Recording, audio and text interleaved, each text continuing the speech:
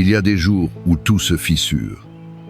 Cela commence sans bruit, par une ligne fine sur la surface lisse de nos certitudes, une fêlure à peine visible sur la porcelaine de nos projets. On la remarque à peine. On passe un doigt dessus, on se dit que ce n'est rien, que cela tiendra. Et puis, un matin, le monde bascule. Ce n'est pas une explosion, non, c'est un affaissement silencieux. La fissure court, s'élargit, et ce que l'on tenait pour solide, pour acquis, pour nôtre, se brise entre nos mains. Le travail que l'on aimait, la santé que l'on croyait de faire, la paix d'un foyer, l'amitié d'un frère. Tout commence à glisser, comme du sable fin entre les doigts, et plus on serre la main pour le retenir, plus il s'échappe. On se retrouve là, paumes ouvertes et vides, le cœur battant au rythme sourd de la perte. Le ciel, hier encore si proche, si bleu, semble s'être retiré à une distance infinie. Et la première parole qui monte des profondeurs n'est pas une prière, c'est un cri muet. « Mon Dieu, où es-tu » J'ai connu cette sensation. Ce froid qui n'est pas celui de l'hiver, mais celui du vide. J'ai connu le goût de la cendre dans la bouche quand les mots de réconfort des autres sonnent faux, comme des cloches fêlées. On vous dit « Aie confiance, sois fort, Dieu est là ». Mais ces mots sont des pierres jetées dans un puits sans fond. Ils ne touchent rien, n'éclairent rien. La seule réalité, c'est le poids de l'absence. On prie, ou plutôt on essaie. Les prières apprises s'effritent, les psaumes sont des terres étrangères. On ouvre la Bible et les lettres dansent, elles ne forment plus de sens. Elles sont le témoignage d'une histoire d'amour qui, semble-t-il, ne nous concerne plus. On se sent exclu de l'alliance, spectateur d'une joie promise à d'autres, à ceux qui ont la foi facile, la vie simple. Dans ces moments-là, on ne lutte plus. On se laisse couler. C'est une descente lente, cotonneuse, où chaque effort pour remonter ne fait qu'accélérer la chute. On s'enveloppe dans sa propre obscurité, on en fait un refuge amer. Le monde continue de tourner, le soleil de se lever, les gens de rire dans la rue, et ce spectacle de la vie ordinaire devient une insulte. Pourquoi la lumière persiste-t-elle quand tout est noir en nous? Pourquoi Dieu se tait-il avec une telle obstination? On en vient à douter de tout. Pas seulement de sa présence, mais de son existence même. Ou pire encore, de sa bonté. Peu être-il là, mais il ne s'en soucie pas. Peu être regarde-t-il ailleurs. Peu être sommes-nous simplement trop insignifiants, une poussière perdue dans le grand tourbillon de la création. Je me souviens d'une nuit, assis sur le rebord d'une fenêtre, regardant la ville endormie. Les lumières des rues dessinaient des chemins vides, des routes qui ne menaient nulle part. Mon cœur était à l'unisson de ce paysage. Un désert d'asphalte et de solitude. J'avais tout essayé, la prière forcée, la lecture spirituelle, la rencontre avec des frères. Rien. Le silence de Dieu était devenu un mur. Et ce soir-là, j'ai cessé de me battre. J'ai déposé les armes. Je n'ai plus rien demandé. Je n'ai plus rien espéré. J'ai simplement dit, dans un souffle à peine audible, « Si tu es là, je ne te sens plus. Si tu m'aimes, je ne le crois plus. Fais ce que tu veux. Je n'en peux plus. » Ce ne fut pas une prière de confiance, mais un acte d'abandon total, l'aveu d'une défaite spirituelle. Et c'est précisément là, au point le plus bas de la chute, au creux de l'abîme, que quelque chose a frémi. Ce ne fut pas une voix, ni une lumière, ni une vision. Ce fut une sensation infiniment subtile, presque imperceptible. C'était comme si, dans ma chute vertigineuse, une main s'était glissée sous moi. Une main qui n'arrêtait pas la chute, non, mais qui l'accompagnait. Une main qui disait sans un mot « Je sais, je suis là. Laisse-toi tomber. Je t'y sois. » Le vertige n'a pas cessé. La douleur n'a pas disparu. Mais sa nature a changé. Elle n'était plus le signe de l'abandon de Dieu, mais le lieu même de sa présence la plus secrète. J'ai compris que Dieu ne nous attend pas au sommet de nos forces, mais au fond de nos faiblesses. Il n'est pas le Dieu des réussites, mais le Dieu des effondrements. Il n'est pas le Dieu qui empêche de tomber, mais celui qui nous attend en bas. Sa toute-puissance n'est pas celle qui supprime l'épreuve, mais celle qui la traverse avec nous, en nous. J'ai repensé à Pierre, sur le lac de Galilée. Tant qu'il regarde le Christ, il marche sur les eaux. Sa foi est un chemin solide sur l'abîme. Mais dès qu'il regarde les vagues, la fureur du vent, la réalité du danger, il commence à couler. Sa peur est plus forte que sa confiance. Son humanité le submerge. Et que fait-il? Il ne tente pas de nager, de se débattre. Il crie. Un seul mot, venu des entrailles. « Seigneur, sauve-moi » c'est le cri de l'homme qui sait qu'il est perdu, qui n'a plus aucun recours en lui-même. C'est le cri le plus vrai, le plus pur, le plus désarmé. Et la réponse de Jésus est immédiate. L'Évangile dit, aussitôt, Jésus étendit la main, le saisit. Il n'a pas attendu. Il n'a pas fait la leçon. Il n'a pas demandé à Pierre de faire un effort. Il a étendu la main. Ce geste est le cœur de notre foi. La main de Dieu qui vient chercher la nôtre, non pas quand nous sommes dignes, non pas quand nous marchons fièrement sur l'eau, mais précisément quand nous coulons. Quand le doute, la peur, le chagrin nous engloutissent.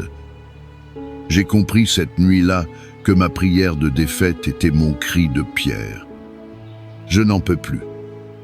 N'est-ce pas une autre façon de dire « Seigneur, sauve-moi » en cessant de vouloir me sauver par mes propres forces, par ma piété, par ma volonté, j'avais enfin ouvert un espace pour que sa main puisse m'atteindre. Nous passons nos vies à essayer de nous agripper à Dieu, à serrer fort sa main par peur de le perdre. Mais la vérité est à l'inverse. C'est lui qui nous tient. Notre main peut lâcher, la sienne, jamais. Notre amour peut faiblir, le sien est indéfectible.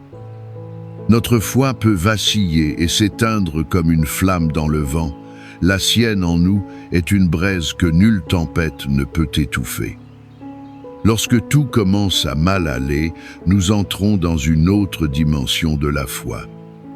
Nous quittons la foi des certitudes pour entrer dans la foi de la confiance nue. C'est une foi qui ne sent rien, qui ne voit rien, qui ne comprend rien, mais qui, au plus profond d'elle-même, s'abandonne à une présence qu'elle ne peut prouver. C'est la foi du Christ au jardin des Oliviers.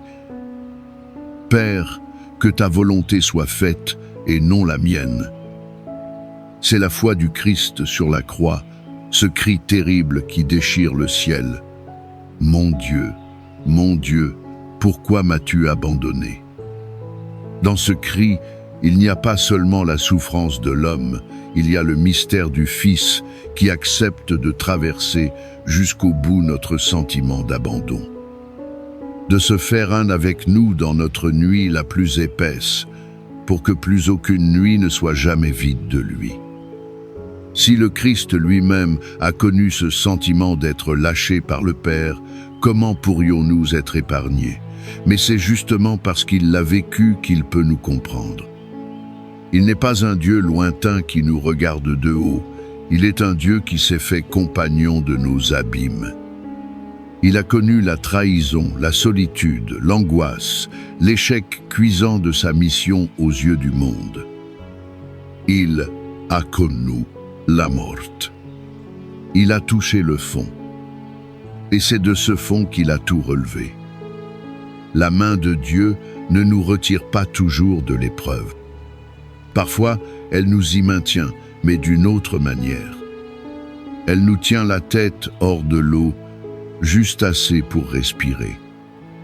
Elle nous donne la force, non pas de vaincre, mais de tenir.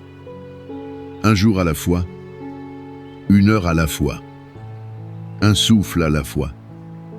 La grâce n'est pas toujours un coup d'éclat, c'est le plus souvent un murmure qui nous dit « Continue, je suis avec toi, fais juste un pas de plus. » Pense à cette terre en hiver. Elle est dure, gelée, morte en apparence. Elle ne porte aucun fruit, aucune fleur. Elle est stérile. Mais sous la surface, dans le secret de l'obscurité et du froid, la vie travaille. Les graines dorment, les racines se fortifient. Le silence est une promesse. Le vide est une gestation. Nos vies sont parfois comme cette terre d'hiver. Aride, froide, sans promesse apparente. Et nous nous désespérons. Nous voudrions le printemps éternel, la floraison perpétuelle. Mais Dieu est aussi le Seigneur de l'hiver. Il sait ce qu'il fait germer dans le secret de nos cœurs, endurcis par le gel de l'épreuve. Il prépare une récolte que nous ne pouvons même pas imaginer. Le potier ne peut façonner l'argile que si elle est souple. Parfois, pour nous rendre souples, Dieu doit nous passer par le feu de l'épreuve.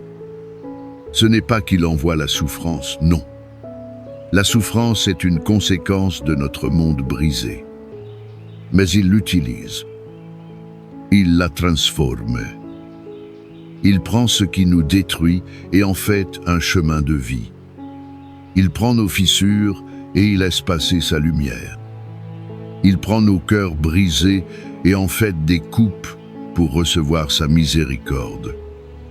Saint Paul le dit d'une manière bouleversante, nous portons ce trésor dans des vases d'argile pour que cette puissance extraordinaire soit celle de Dieu et non la nôtre. Quand tout va bien, nous avons l'illusion de tenir debout par nous-mêmes. Notre vase d'argile nous semble solide. Nous l'avons décoré, nous en sommes fiers. Mais quand la chute arrive, le vase se brise. Et c'est alors que le trésor qu'il contenait peut enfin se répandre. Notre fragilité devient le lieu de la manifestation de la puissance de Dieu. Notre faiblesse devient sa force. C'est un paradoxe insensé pour le monde, mais c'est le cœur même de l'Évangile. La main de Dieu, ce n'est pas toujours une main qui caresse. C'est parfois une main qui taille, comme le vigneron taille sa vigne. La taille est une violence. Elle blesse le sarment, elle le mutile. Le sarment, s'il pouvait parler, crierait à l'injustice. Pourquoi lui enlever ces branches qui lui semblaient si belles? Mais le vigneron sait. Il sait que sans cette taille, la sève se disperserait et le fruit serait rare et acide. Il taille pour que la vie se concentre, pour que le fruit soit abondant et doux. Quand Dieu permet que nos vies soient taillées, que nos projets soient coupés, que nos ambitions soient rabotées, c'est une souffrance.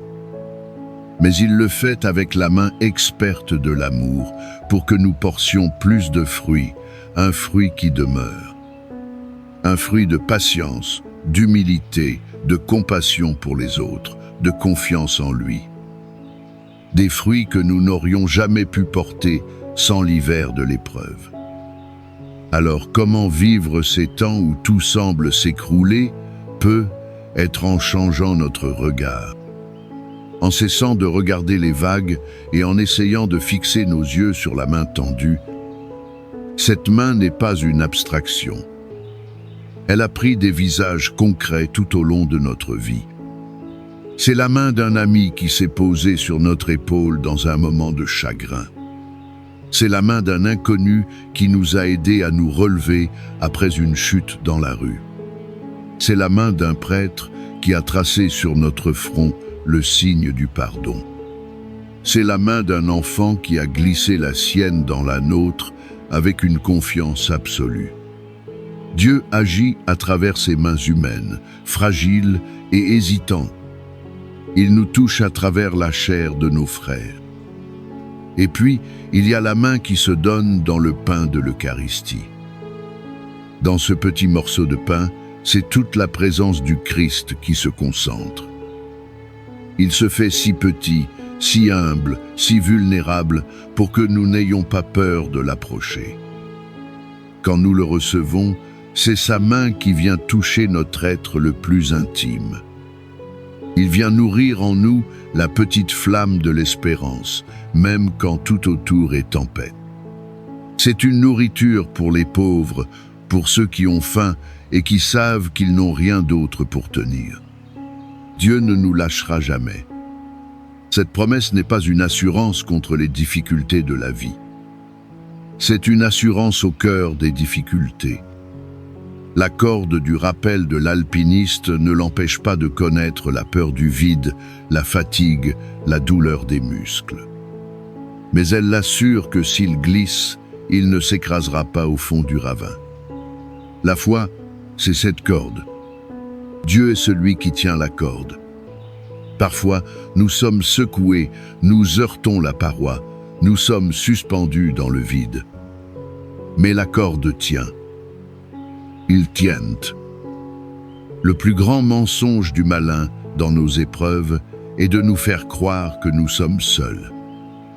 Il isolait. Il murmure à notre oreille que personne ne peut comprendre, que Dieu nous a oubliés, que notre souffrance est la preuve de son absence ou de sa punition. Et si nous écoutons cette voix, nous nous enfermons dans une prison de tristesse dont nous seuls avons la clé. La clé, c'est de refuser de croire à cette solitude. C'est de crier, même dans le vide, « Je crois que tu es là. Même si je ne te sens pas, je crois que ta main me tient. » C'est un acte de foi pure, un défi lancé à l'absurdité de la souffrance. Et lentement, très lentement, la lumière revient. Pas comme un projecteur aveuglant, mais comme l'aube qui pointe derrière les collines. Une lueur timide, fragile, qui colore à peine le bord des nuages. On recommence à remarquer de petites choses. La beauté d'une feuille d'automne, le sourire d'un passant, la chaleur d'une tasse de thé entre nos mains. Ces petites choses sont des signes, des clins d'œil de Dieu. Des petits cailloux blancs qu'il sème sur notre chemin pour nous dire « Tu vois, je suis toujours là. La vie est toujours là. » On apprend alors une nouvelle grammaire de l'amour. On apprend à aimer Dieu non pas pour ce qu'il nous donne, mais pour ce qu'il est. On apprend à le louer, non pas parce que tout va bien, mais parce qu'il est fidèle même quand tout va mal. Notre prière change. Elle devient moins une liste de demandes qu'un simple acte de présence.